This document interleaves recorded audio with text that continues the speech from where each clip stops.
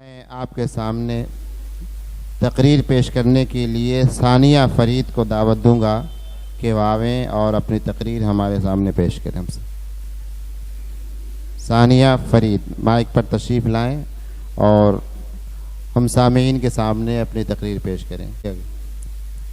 نحمده ونصلي على رسوله الكريم اما بعد اعوذ باللہ من الشیطان الرجیم بسم اللہ الرحمن الرحیم قل هل يستوي الذين يعلمون والذين لا يعلمون وقال النبي صلی اللہ علیہ وسلم طلب العلم فریضۃ علی کل مسلم۔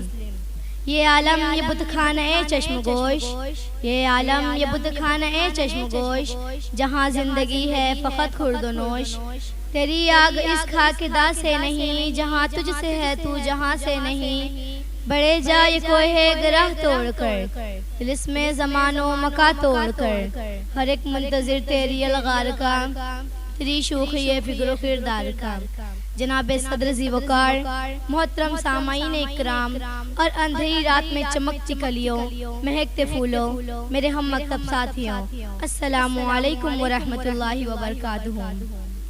سب سے پہلے تو میں آپ تمام لوگوں کو انتہائی مشکور ہوں کہ آپ نے انتہائی اہم موضوع پر بات کرنے کی دعوت دی، تو مہربانی کر کے اسے غور سے سن لیجئے اور اس پر عمل کرنے کی کوشش کیجئے۔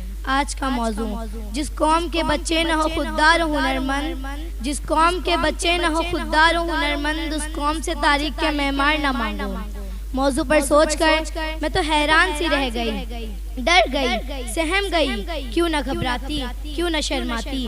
میرے سامنے لاغر و نہیب بچہ غدر کے کپڑوں میں ملبوس کھڑا تھا، علم کی قدر سے نہ آشنا، عزم و ہمت سے نہ خبر، صحیح و عمل سے بے پرواہ، جس کے دن فیس بک اور رات واٹس ایپ پہ بھجن بجاتے، کٹے پتنگ اڑاتے، خواب دیکھتے اور خواہش میں لگے رہتے۔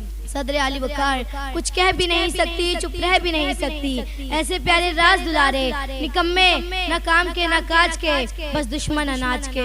قوم کے بچوں، نوجوانوں اور طالب علموں سے کیوں کر کے امید رکھوں کہ تاریخ کے معمار بنیں گے؟ کہاں غفور اور کہاں سیٹ عبدالغفور؟ ہم وہاں ہیں جہاں سے ہم کو بھی کچھ ہماری خبر نہیں آتی۔ اس تصور اور تصویر کو لیے میں کچھ مایوس ہوتی جا رہی تھی کہ سروش غیب سے آواز آئی، لا تقنطوا من رحمت اللہ، نہ امید نہ ہو ان سے رہبر فرزانہ، نہ امید نہ ہو ان سے رہبر فرزانہ، کم کوش تو ہے لیکن بے ذوق نہیں راہی۔ اس سے میں چونک اٹھی، بیدار ہوئی، خیال کا پرندہ اڑا، سوچ نے اڑان بھری، فکر پرواز کر گئی، کچھ عقل کی آنکھیں راہ ہو گئی تو دکھائی دینے لگا کہ خودی و خودداری، علم و عمل، غیرت و حمیت، محنت و مشقت اور قصب و ریاضت ایک مہارت ہے۔ جو بھی اس راز کو پا گئے سمجھو مراد پا گئے۔ مجھے تو ایک نعمت ہے، جو بھی منیب بنا منعم منیب ہوا، دنیا میں بھی میزان اور قیامت میں بھی میزان، رضی اللہ عنہ و رضوانہ۔ علم تو ایک بصارت ہے، جو بھی بصیر بنا نگاہ بلند ہوئی، وراثت عطا ہوئی۔ خودی تو ایک سعادت ہے، جس کسی کو بھی نصیب ہوئی، سمجھو برکت نصیب ہوئی، حقیقت پا گئے، شمشیر کی حاجت نہیں رہی۔ سیف اللہ بنے، کائنات تک رسائی حاصل کی، خودی کے رازداں بنے، خدا کے ترجمہ بنے، امانت دی گئی، عزت مل گئی، خودی کے جلوتوں میں مصطفائی، خودی کے جلوتوں میں مصطفائی، خودی کے خلوتوں میں کبریائی، زمین و آسماں کرسی و عرش، خودی کے زد میں ہے ساری خدائی۔ جناب والا تصور آگے بڑھا، جو کچھ میں جان گئی یا کچھ پہچان گئی وہ یہ کہ کار گائے حیات میں مستقبل ان کا ہے، جو جہاں بانی کے لیے جہاں دانی کا گر جانتے ہو۔ امامت و سیادت ان کے ہاتھ میں ہے، جو ستاروں پر کمنڈ باندھنے کے لیے تیار ہو، حکمت کی قدر و ہنر کی مہارتوں سے لیس ہو۔ وہ غازیانہ کردار، وہ مجاہدانہ رویے، وہ عادلانہ نظام، وہ ہمدردانہ حکام، وہ شریفانہ طور و طریقے، وہ خارمانہ اخلاق، وہ جرأت مندوں کی جرأت، وہ دلیرانہ عزائم۔ عرض یہ کہ امانت، دیانت، صداقت، مہارت، یعنی یہ سب ملا کے مومنانہ سیرت اور پیغمبرانہ غیرت کی تحسین کے لیے اور علم ہنر سے مسلح ہونا پڑے گا۔ جناب والا نوجوان جب طلب علم کے طالب ہوئے تو ذوق بیدار ہوا، شوق نے جوش مارا تو شوق دیدار ہوا، طلب جب تڑپ بنی، عزم و ارادہ کیا، مہارتیں سیکھی، سما پیدا کیا، ہنر سے متاثر ہوئے، پھر کیا تھا، قوم کی تقدیر بدلی،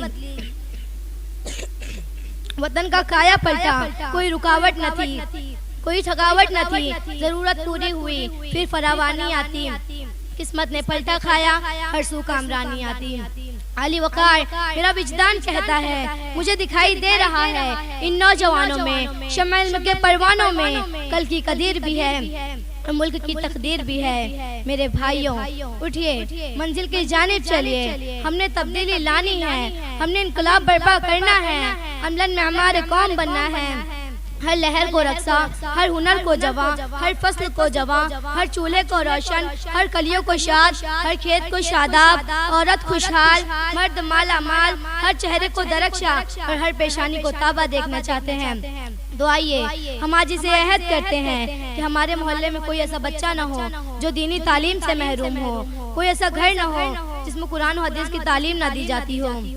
آخر میں صرف اتنا کہوں گی، شراب کہن پھر پلا ساکیا، شراب کہن پھر پلا ساکیا، وہی جام گردش ملا ساکیا، مجھے عشق کے پر لگا کر اڑا، میری خاک جگنو بنا کر اڑا، خرد کو غلامی سے آزاد کر، جوانوں کو پیروں کا استاد کر، وما علینا الا البلاغ۔ السلام علیکم ورحمۃ اللہ وبرکاتہ۔ وعلیکم السلام وبرکاتہ۔